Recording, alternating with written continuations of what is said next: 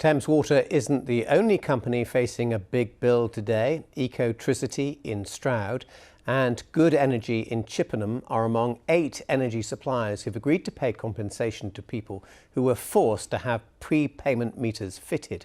Customers were often switched without their agreement, and some even had engineers arrive demanding to install a new meter. Well, earlier I spoke to Marion from Citizens Advice in South Gloucestershire, and I asked her how people were affected by that. I think it was quite a disaster for them.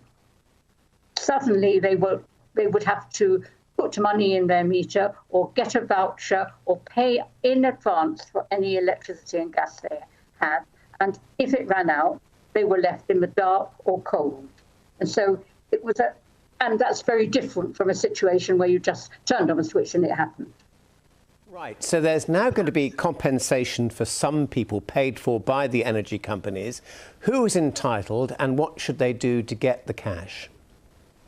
The people who are entitled are ones who were had prepayment meters forced on them in the years 2022, 2023. And if that's the case, and then they should get some cash, and it could be quite a lot, up to £150.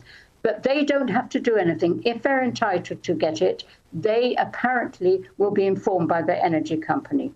Not every energy company is in the scheme. So some of them are not, but they might be producing their own entitlement.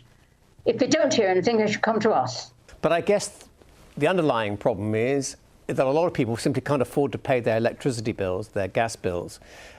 So how can you help with that?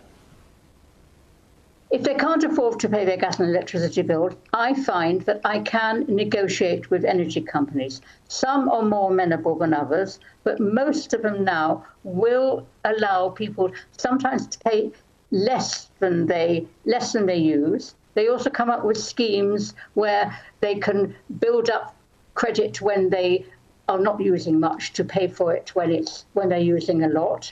They can switch to lower tariffs. There's some quite clever things going on with some energy companies. Are prepayment meters ever a good idea?